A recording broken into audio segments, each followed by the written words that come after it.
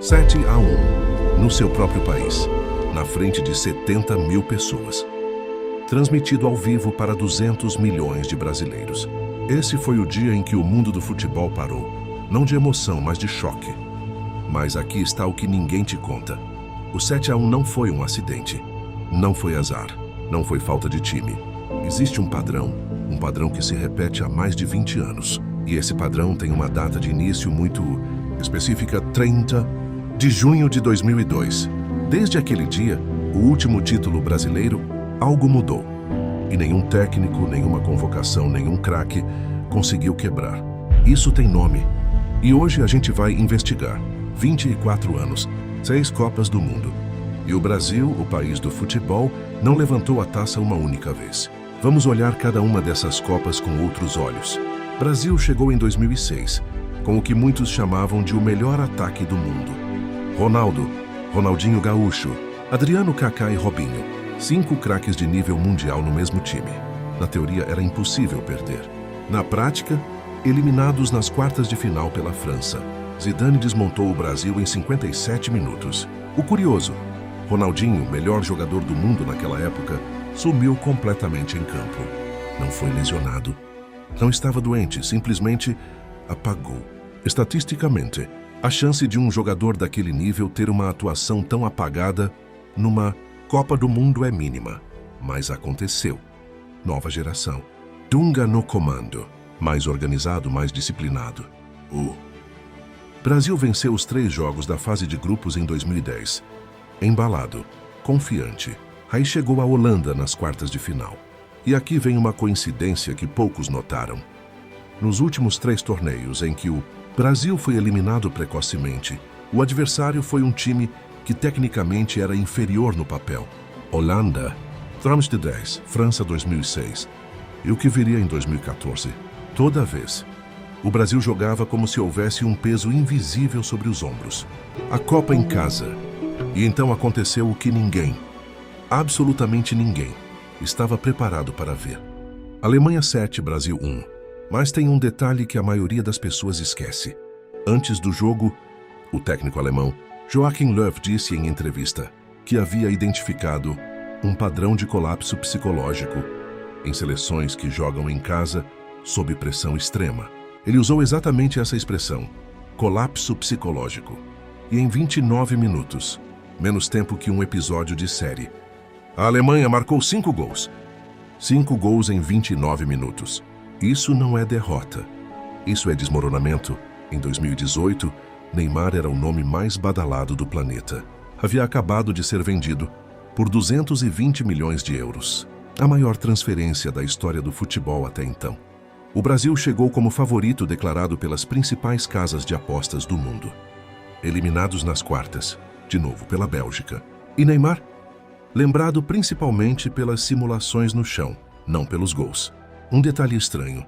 Nas últimas 4 Copas, o principal jogador brasileiro em cada edição teve uma atuação muito abaixo do esperado, justamente nas partidas eliminatórias. Ronaldinho em 2006, Kaká em 2010, Neymar em 2014, Neymar em 2018. Coincidência? Talvez. Mas o padrão insiste em aparecer. A Copa de 2022 parecia diferente. A última chance de Neymar. O Brasil entrou no torneio como um dos grandes favoritos. Nas quartas de final, Croácia. Prorrogação, pênaltis. Neymar marcou o gol mais bonito do torneio.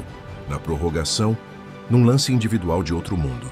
Mas não foi suficiente. Nos pênaltis, o Brasil foi eliminado. E Neymar, que havia saído do campo com o gol, voltou para ver a eliminação. E desabou em choro no gramado.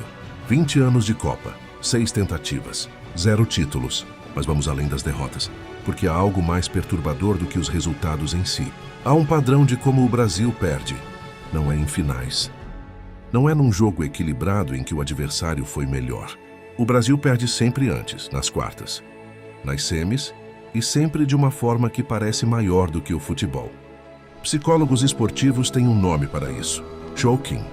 O fenômeno em que equipes de alto desempenho colapsam exatamente no momento de maior pressão. Mesmo sendo tecnicamente superiores, o Brasil não perde a Copa. O Brasil implode na Copa. E tem mais uma camada nessa história que pouquíssimas pessoas conhecem. Quando o Brasil venceu em 2002, a conquista foi comemorada como a maior da história. O Penta, o maior campeão do mundo. Mas desde então, cada nova seleção brasileira carregou um fardo imenso. Não ser apenas boa, ser a melhor de todos os tempos.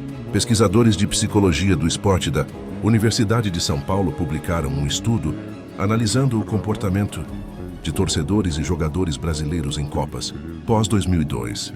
A conclusão foi surpreendente.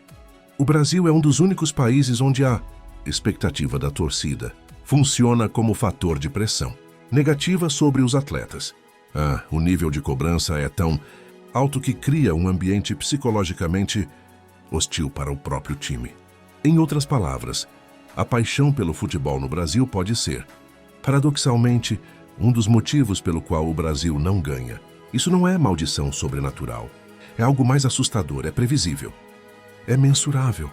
E mesmo sabendo disso, nenhuma seleção conseguiu escapar. E aí chegamos em 2026. Hoje Carlo Ancelotti divulgou os 26 convocados que vão defender o Brasil na Copa do Mundo, disputada em solo americano. E pela primeira vez em muito tempo, algo parece diferente. Ancelotti não é um técnico comum.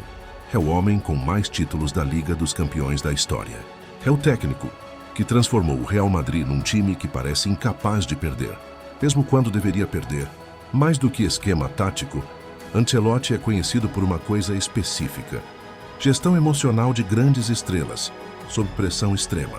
Exatamente o problema que o Brasil não conseguiu resolver em 6 Copas. O elenco está montado, os convocados estão definidos, a preparação começa agora, mas o padrão ainda está lá.